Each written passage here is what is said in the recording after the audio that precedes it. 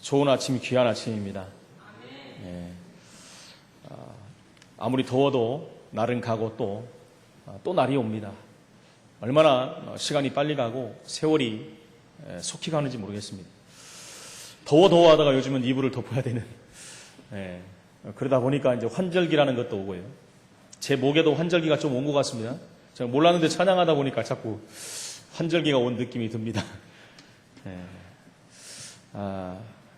하나님께서는 우리에게 가장 귀한 것들을 주셨는데, 그 중에서도 우리가 가장 귀한 건 뭡니까? 구원받았다는 거 아니겠습니까? 구원받은 하나님의 자녀에게 주신 것이 말씀입니다.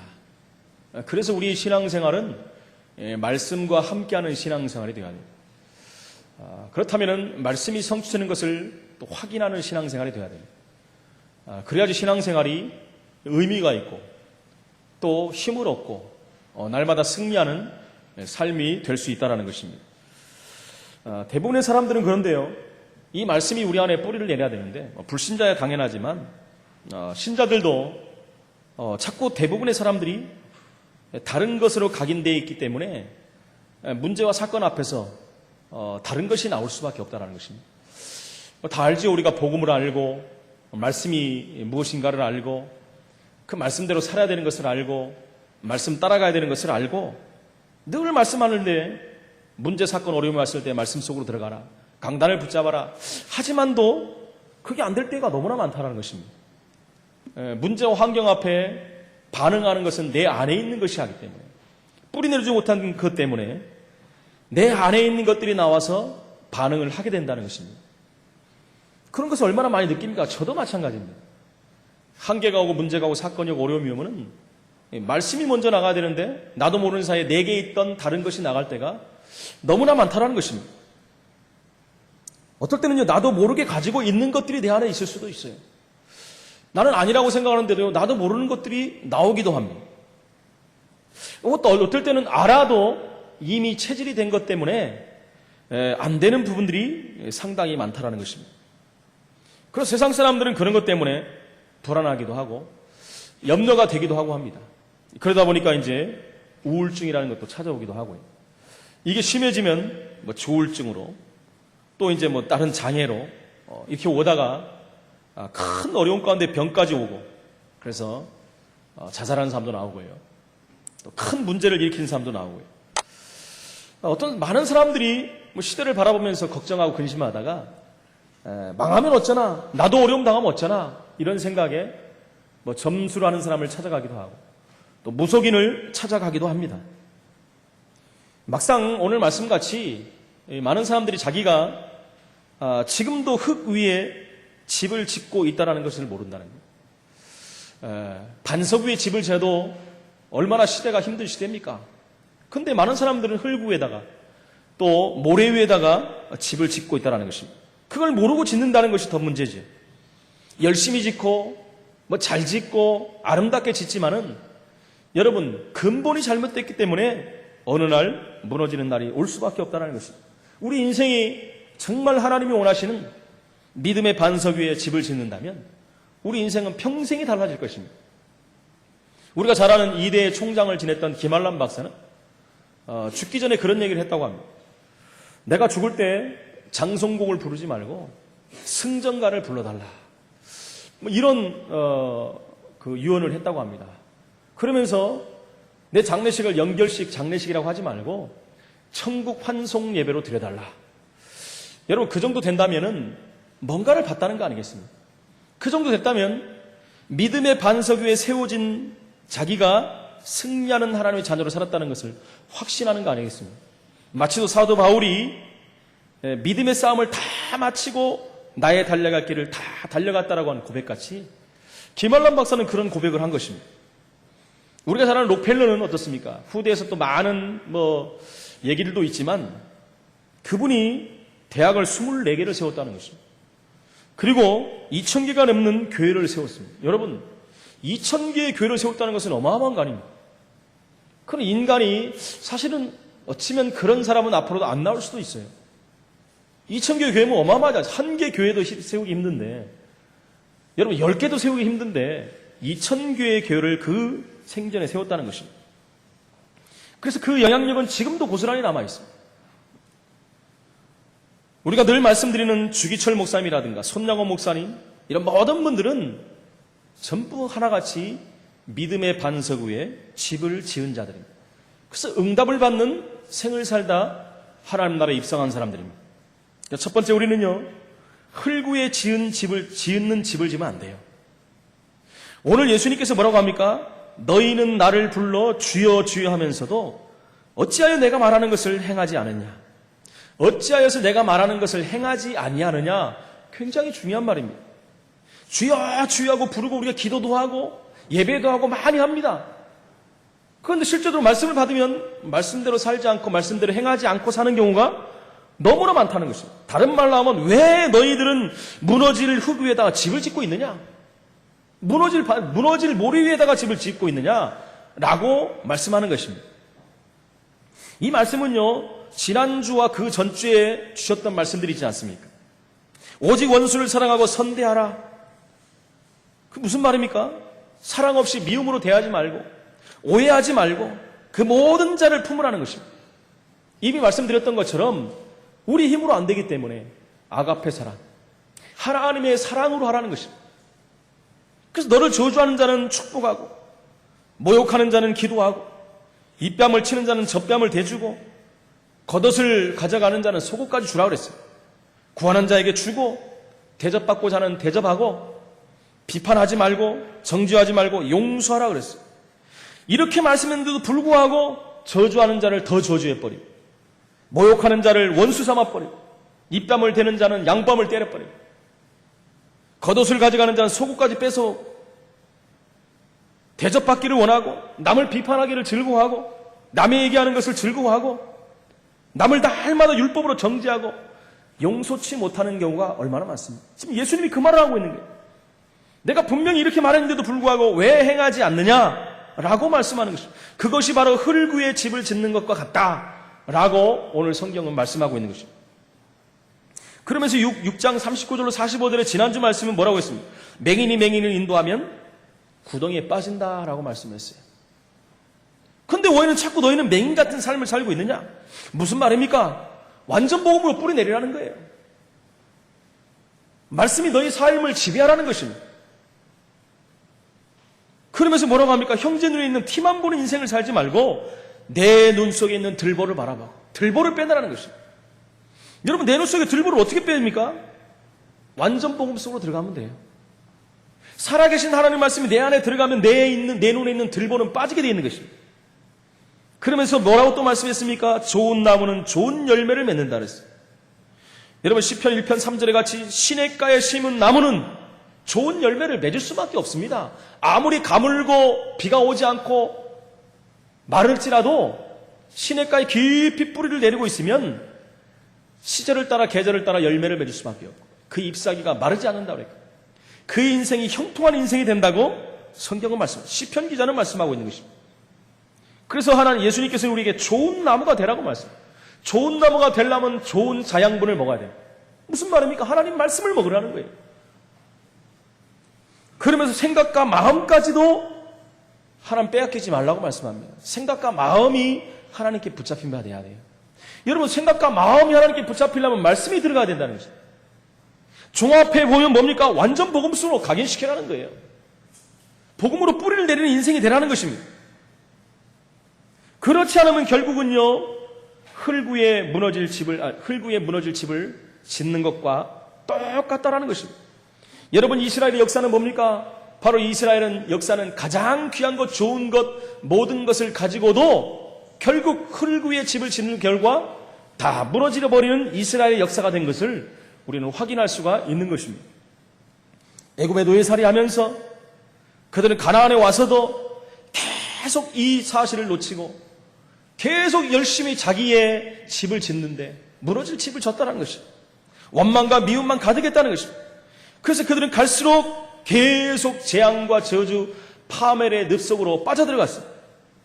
그래서 결국은 23개 나라 밑에서 1800년 동안 완전히 나라를 잃고 방황하는 민족이 된 것을 우리는 확인할 수 있습니다.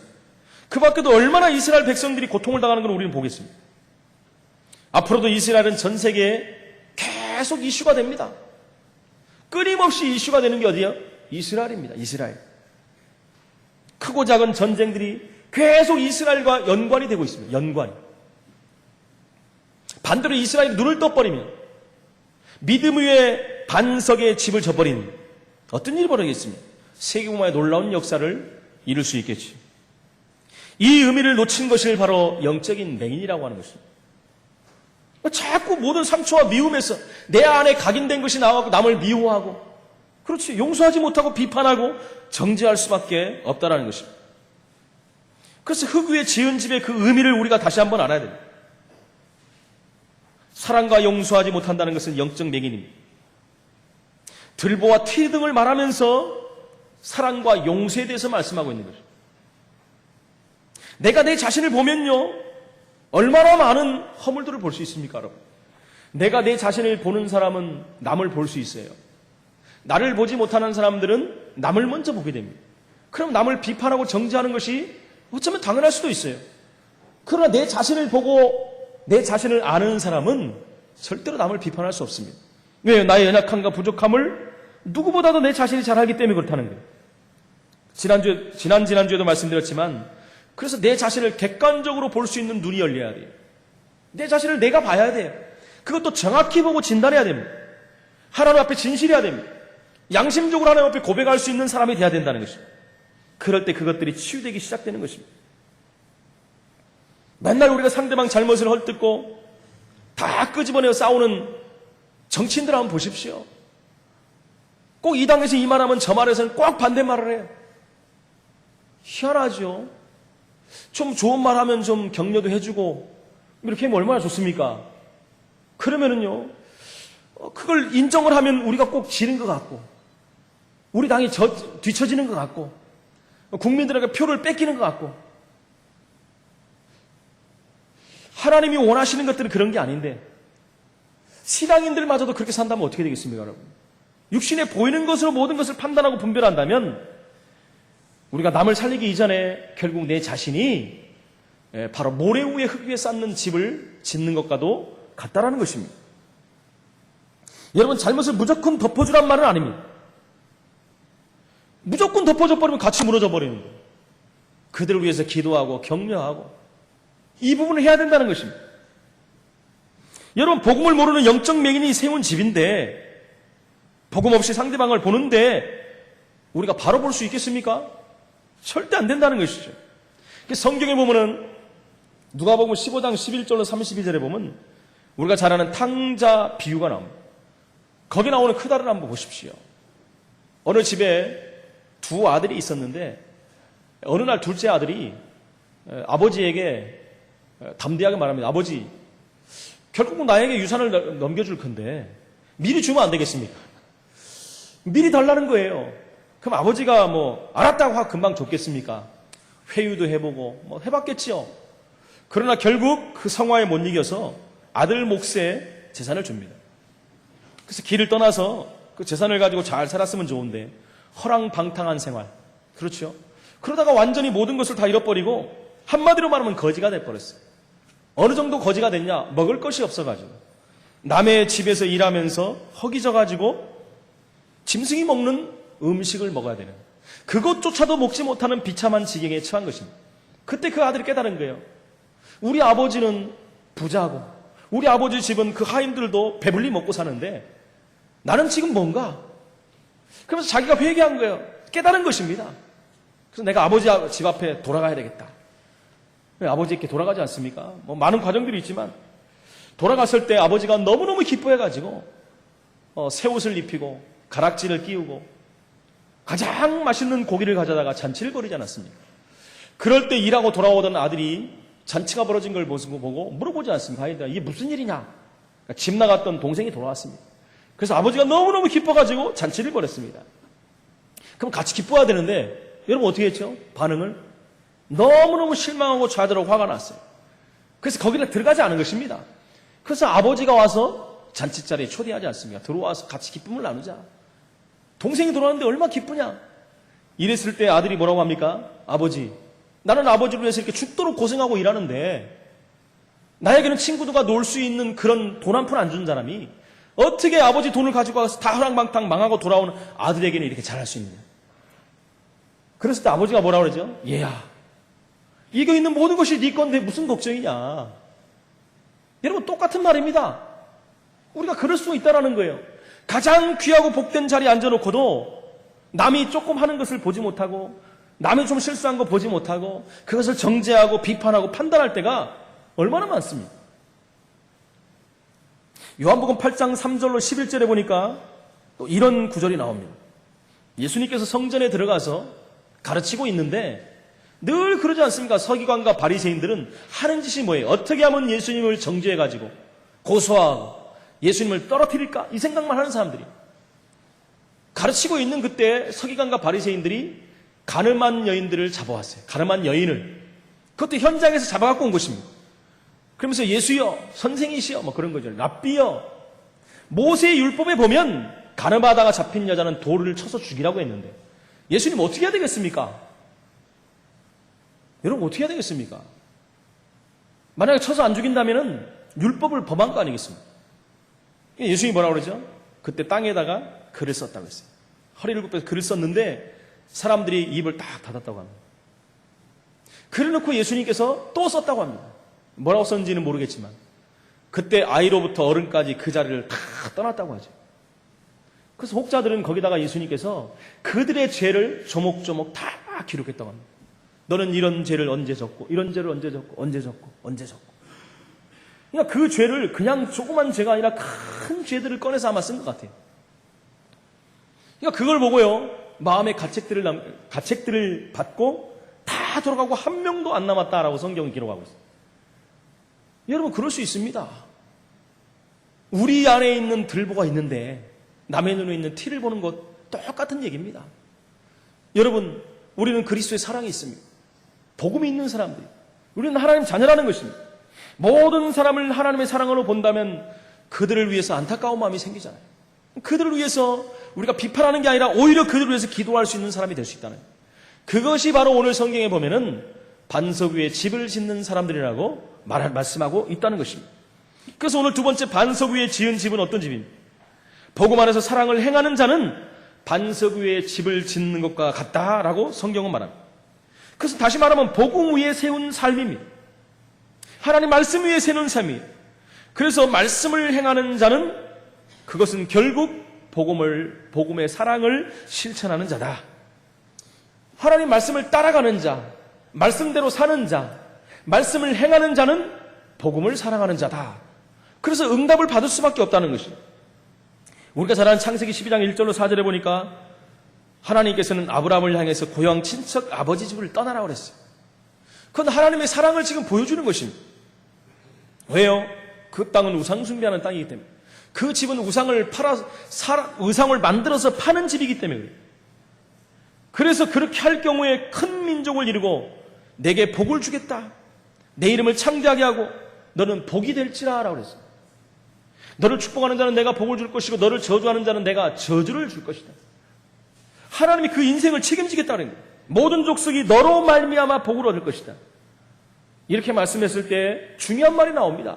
이에 아브라함이 말씀을 따라갔고, 말씀을 거역했고가 아니라 말씀을 따라갔고 순종했다는 것입니다. 그래서 이 복을 다 받는 것을 우리는 확인하는 것입니다. 하나님 말씀을 순종하는 것이, 하나님 말씀을 따르는 것이 하나님을 사랑하는 자다라고 성경은 말하고 있습니다. 이스라엘 백성들이 400년간 애굽의 노예가 있을 때 하나님은 그들의 고통당하는 것을 알았어요. 그들의 부르짖는 소리를 들었다고 그랬어요. 그리고 내가 그것을 봤다라고 그랬어요. 그래서 그들을 내가 애굽에서 건져내겠다라고 말씀합니다. 그래서 하나님의 사람 모세를 뽑아 올린 것이죠. 그리고 말씀합니다. 가라. 그들에게 가서 그들을 건져내라. 바로에게 가서 말하라. 누가 보냈다고 말합니까? 나 여호와가 보냈다고 말하라. 내가 너와 함께 할 것이다. 이 말씀과 함께 모세는 출애굽의 놀라운 역사를 이뤘어요. 그렇죠. 유월절 어린 양 피 바른 예수 그리스도의 언약을 실천한 사람, 실현한 사람이고 그 놀라운 축복을 받은 사람이 10가지 기적을 받습니다. 홍해를 건넜습니다. 40년간의 광야의 축복을 누린 사람입니다. 광야가 여러분 저주가 아닙니다. 광야는 축복이에요. 가나안에 가려면 광야를 거쳐야 돼요. 광야에서 훈련돼야지 가나안의 축복을 받을 수 있는 것이죠. 훈련이 안 되니까 광야에서 죽어버리지 않았습니다. 훈련받은 사람은 축복받은 사람입니다. 그래서 가나안에 입성하여 그 응답을 받은 것을 볼 수 있습니다. 모세가 죽고 그 후손 제자 여호수아를 하나님이 세웠어요. 똑같은 말씀을 주십니다. 가나안 땅에 들어가라. 모세와 함께 했던 것처럼 내가 너와 함께 하겠다. 두려워하지 말라. 염려하지 말라. 근심하지 말라. 내가 너와 함께 하겠다라고 말씀했어요. 그 말씀대로 여호수아는 말씀에 의지하였어요. 결국 가나안 땅을 정복하는 응답을 누린 것을 확인할 수가 있는 것입니다. 여러분, 완전한 반석 위에 지은 집들입니다. 요셉은 어땠습니까? 창세기 37장 1절로 11절에 어려서부터 하나님 주신 복음을 받았어요. 언약을 확인했어요. 그러나 그 하나님은 요셉을 통해서 결국은 세계공화를 이루시기 위해서 많은 과정들을 해나가십니다. 그 과정이 저주의 재앙이 아니라 그 축복입니다. 사실 형들에게 왕따 당한 것, 노예로 끌려간 것, 감옥에 간 것들, 이 모든 것이요 저주가 아닙니다. 이 모든 것이 축복의 과정이에요. 애굽의 총리로 세워지는 사실은 훈련의 과정이었던 것입니다. 결국 우리가 알다시피 가는 모든 현장에서 요셉은 형통한 축복을 받았어요. 하나님과 함께하는 비밀을 누렸습니다. 그러면서 45장 1절 5절에 결국 총리에 앉고 형들을 만나게 되는 과정이 있지 않습니까? 형들이 요셉을 만나고 나서 얼마나 힘들었겠습니까? 근데 형들이여 놀라지 마세요.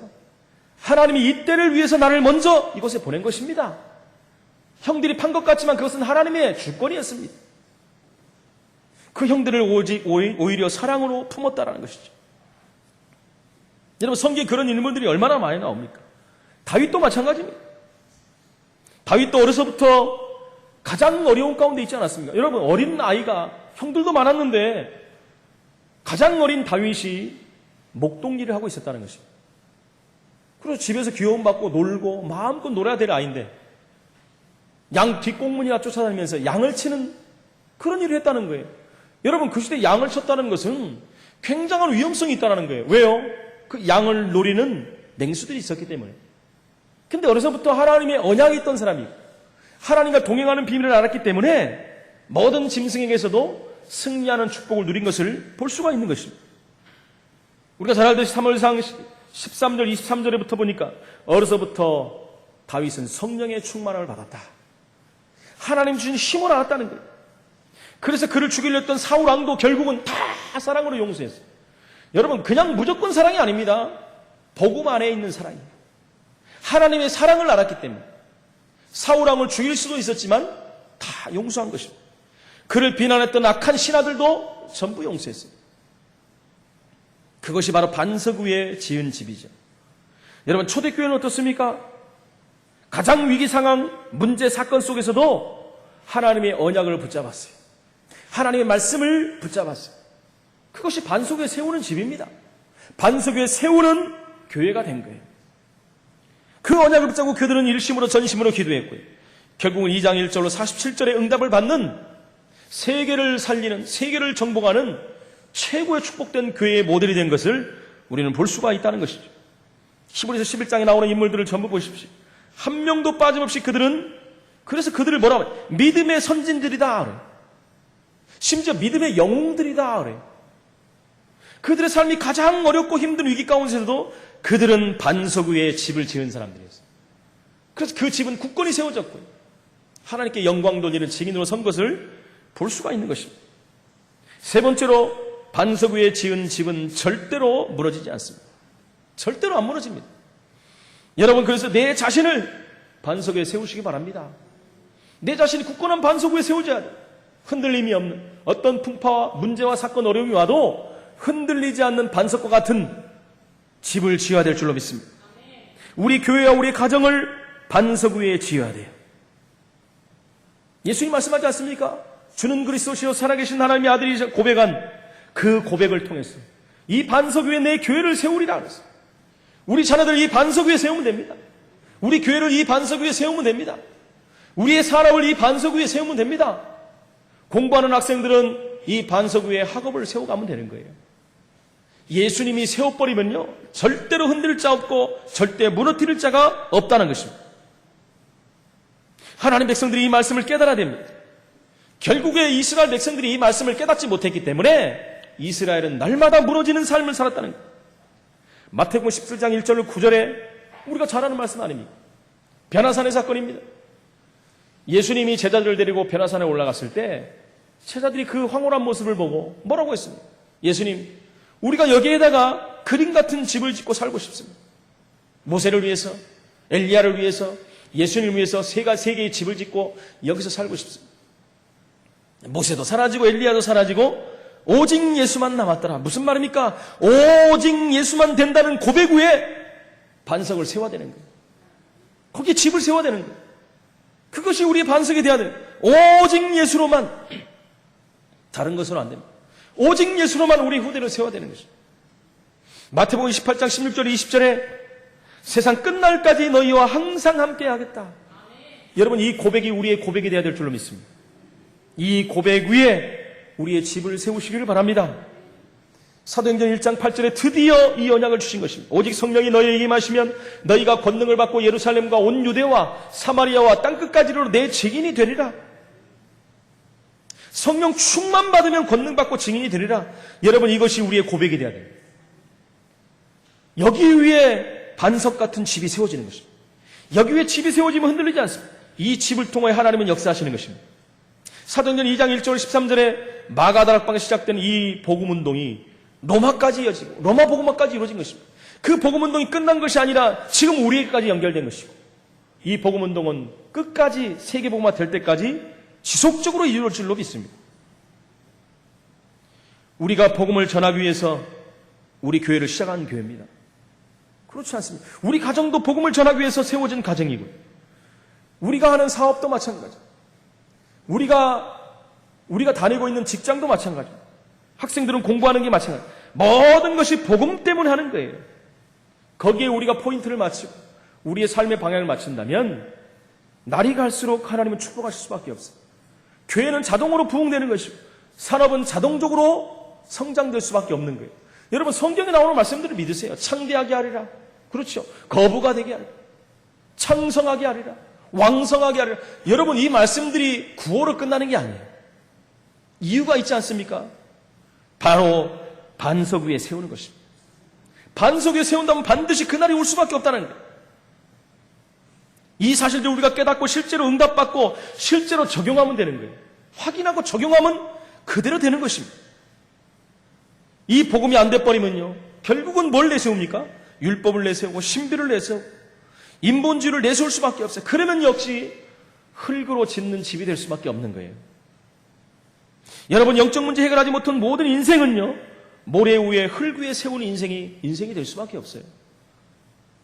여러분, 안 되는 사람들 있지 않습니까? 무엇 해도 안 되는 사람이 있어요.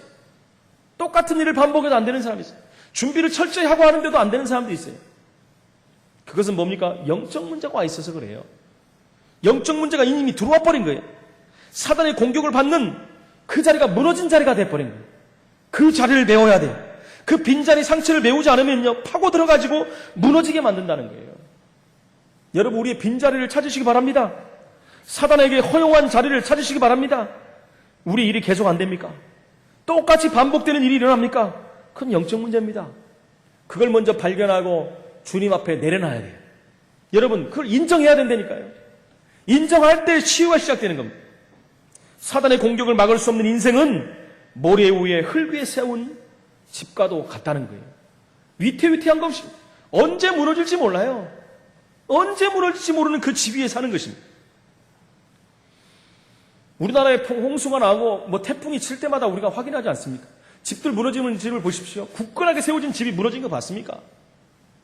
허스람하게 세운 집들, 기초가 덜 된 집에 세운 집들은 다 무너져 버려요. 몇 년 전에 수산성에 있었던 지진 아시지 않습니까? 전부 산 위에다 그냥 지은 집들이에요, 여러분. 그냥 지진이 나고 홍수가 나고 여러분 탕류가 흘러내리니까 다 무너져 버리는 거예요. 안 무너지는 게 이상하지. 우리 신앙도 마찬가지입니다. 우리가 대충 세워갖고는 안 됩니다. 그렇죠. 계속해서 뿌리를 내야 돼요. 뭘로요? 복음으로, 말씀으로 뿌리를 내야 돼요. 완전히 뿌리를 내려가지고 그 위에 우리의 집들을 세워야 되는 거예요. 그럼 절대로 흔들리지 않는 것입니다. 어떤 사단의 공격에도 흔들리지 않습니다. 여러분, 복음을 제대로 모르는 것, 그것은 모래 위에 쌓는 거예요. 흙 위에 쌓는 것입니다. 그래서 완전 복음, 정확한 복음, 여러분 섞이지 않는 복음으로 우리 인생을 쌓아나가야 될 줄로 믿습니다. 이 예를 예수님이 왜 듣습니까? 들습니까? 예수님은요, 그냥 가지고 안 해요. 이스라엘의 모든 풍습, 풍류, 일어나는 환경, 배경, 이런 것을 가지고 예수님이 얘기합니다.